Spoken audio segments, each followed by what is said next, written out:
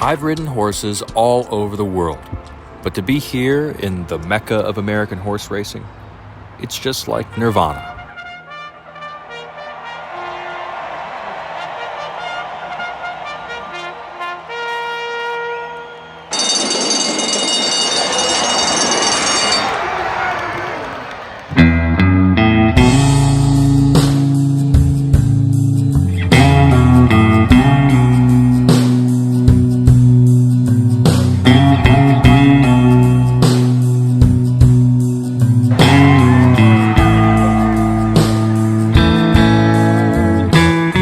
Imagine the exotic, the first place that comes to mind isn't Louisville, Kentucky.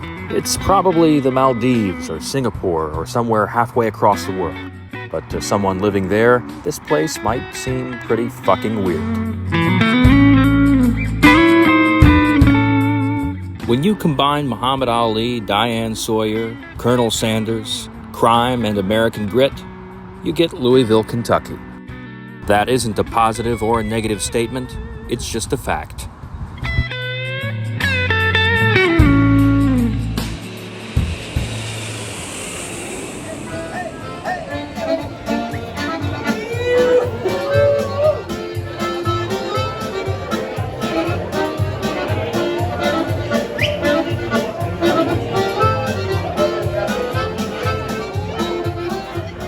This homely street is in the heart of Germantown, which served as a hub for German immigrants from about 1870 to 1900 in Louisville, Kentucky.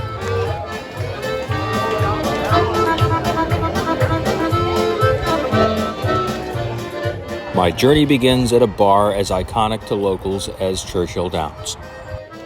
Chex serves at what face value appears to be normal American bar food. But then you try the chili and you've realized, I don't need to accept Jesus Christ as my Savior. I'm already in heaven right now.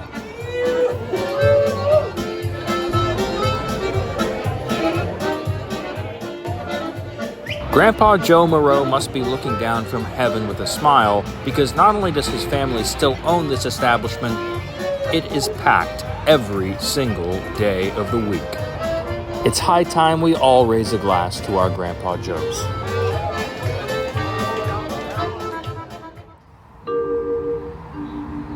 Speaking of grandparents, these were mine, Mary and Bill. Grandpa played for a Cubs farm team in Kingsport, Kentucky, and he might have actually made it into the pros if it wasn't for World War II. Just like a Hollywood movie, he wed his wife right there on the baseball field. And around that same time, there was another young man from the African-American community, Lionel Hampton, who was also very talented, not at baseball, but at jazz. Hampton grew up right here in Louisville, Kentucky, and took his new avant-garde jazz craze all across the country. Today, it can be like finding a needle in a haystack, but you can still find remnants of this era across town if you know where to look. Jack Fry's, originally founded in 1933, happens to be one of those places. When you step into Jack Fry's, it feels like you're going back to another era. And beyond the decor and atmosphere of the restaurant, Chef Duncan Williams is sure not to disappoint.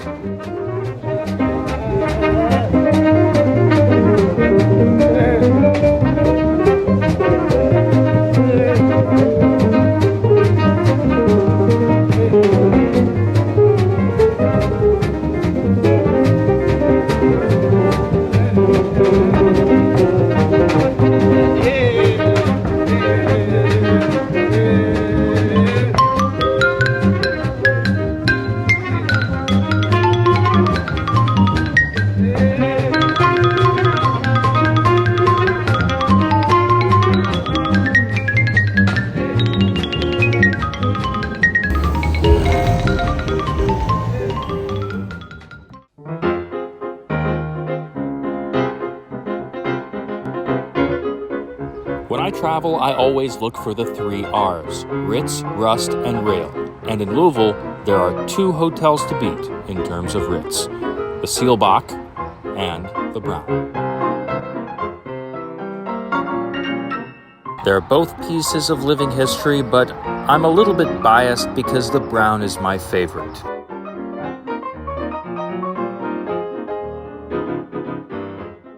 That's Mr. Brown in the picture right there. And my paternal grandfather once worked at a barbershop across the street and gave Mr. Brown haircuts.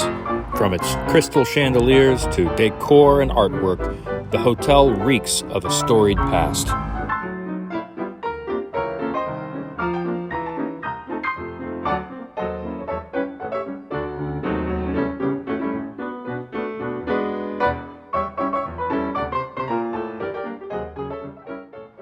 You're looking at the Brown Lobby Lounge, which is a wonder unto itself, but that's not all this hotel has to offer. The English Bar and Grill may be the classiest spot in town. Whether you're sipping on a mint julep or even bourbon, it doesn't matter. Their food and cocktail menu is out of this world, and a pianist will serenade you throughout your entire meal. And the restaurant's decor isn't too shabby either, appropriately themed with pictures of mares and stallions lining the mahogany-paneled walls. Top it all off with a hot brown and something for that sweet tooth, and you've got the perfect combination for a perfect night at Brown Hotel. Oh, say does that star-spangled banner yet wave? Louisville native and one of my favorite writers, Hunter S. Thompson, once called the Kentucky Derby decadent and depraved. It was sort of a joke and sort of not. But in a way, you really have to admire the pretentious bastards who came out to this particular Kentucky Derby for braving the piss storm. I'll always love the history, the grandeur, the pageantry of the Kentucky Derby, but how many live just outside of Churchill Downs, in my opinion, is damn shameful. Not only for Kentucky, but for America. I once dated a girl from Peru who came from an upper-class household, and she said, "America has no culture, it has no class." I was very offended. We did at one time, that's for sure, but nowadays I'm tending to agree with her. What the hell happened to America? How did we get this way? Is it the tax code?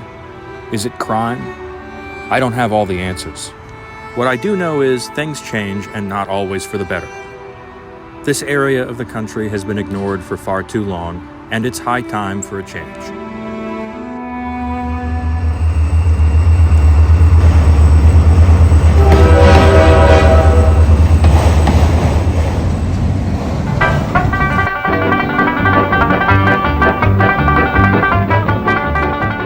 In the Bluegrass state, which is coincidentally named after grass, not the music, mining ruled the rails at one time.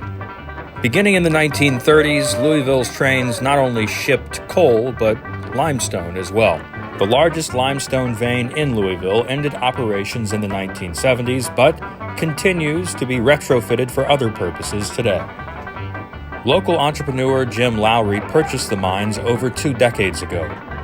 He has since repurposed the space into a conduit for roadway waste disposal, office space, and even storage for emergency equipment. In 2002, Lowry worked with the United States government on one of the world's first cloud backup systems, housed right here in the caves. You kind of feel like you're in some sort of fantasy film or James Bond movie when you go inside. In between animatronic dinosaurs and a Christmas show, this place seems pretty benign. But Lowry tells me that things can get fairly serious. Case in point, most recently the United States Defense Department contracted with Lowry to host several companies competing for a robotics competition. Despite the 007 villain vibes, this place actually looks a lot more like a Jurassic Park scene than anything else. The good news is, there's no real dinosaurs, lasers, or pool of piranhas. Just Jim to show me around. Normally when you buy a piece of property, you buy it from heaven to hell, is the way they call it. I just own hell. And it's hard to believe, but the 10-lane Watterson Expressway is directly above us here.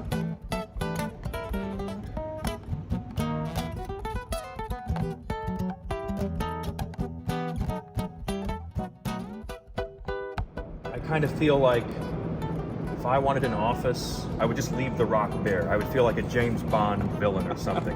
How many square miles are there here? Not actually square miles, but there's actually 17 miles of passageways underground. And we consider this a small cavern. I've been in one that has 650 miles underground as well. But I agree with you. Having a rock inside your office is something that everybody does. That's what we did in our own office, is create a conference room, and the general manager's office has a rock wall in it. Just 2 years ago, the United States Defense Department's competition for the best AI, artificial intelligence, drone, and robot competition took place right here. Jim was a chief facilitator working with the government and private companies to make that event happen.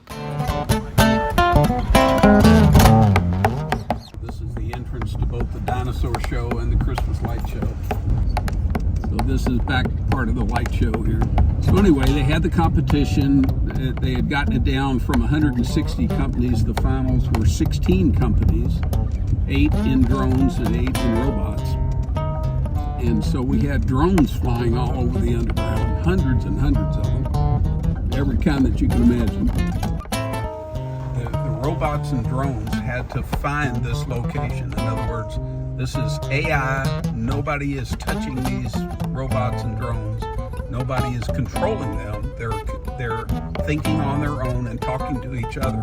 And so the idea is that robot number 1 goes into the tunnel and begins to scan what's going on and creating and passing that information back to drone number 2 or robot number 2, who passes it to number 3, 4, 5, all the way out to the outside, who is transmitting that data up to a satellite 5,000 miles up in the air and back to Washington, where the Joint Chiefs were watching it on TV.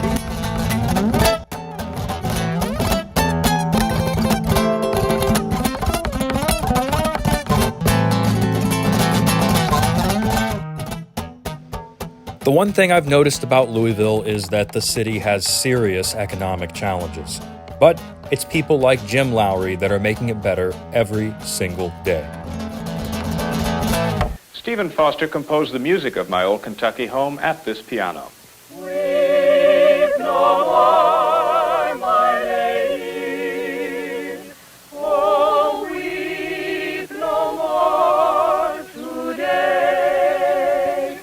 We will sing one song for my old Kentucky home. For my old Kentucky home, far away.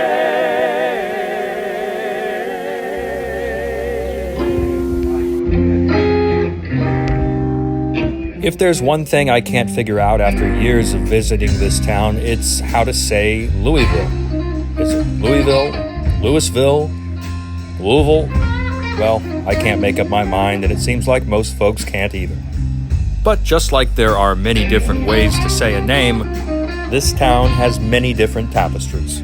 And one of my favorites is right here at Stevie Ray's Blues Bar by the river. You can't cover every place in a city when you travel, but I guess that's the beauty of life. There's always something new to see.